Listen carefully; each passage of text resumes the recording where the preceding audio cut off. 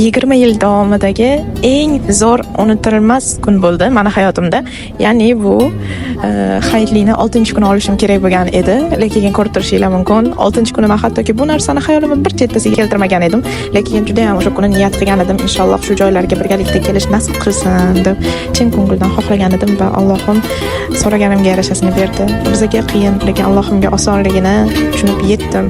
Bu narsa haqiqat, chin ko'ngildan duo qilsanglar har doim ijobat bo'lishini amalda ham ko'rib turibmiz. Juda ham uzoq vaqt davomida harakat qilib, duolarimda so'ragan niyatim amalga oshibdi.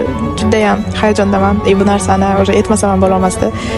6-iyun kuni men 2,5 yil davomida kutgan o'sha chiroyli natija keldi. Ya'ni onam bilan singlimni vizalari chiqdi. Bu yangilikni men eshitganimdan keyin o'zimning ko'zlarimga ishonmadim. Qayta o'qidim. To'g'ri o'qimanmi yo'qmi deb yana qaytadan o'qidim.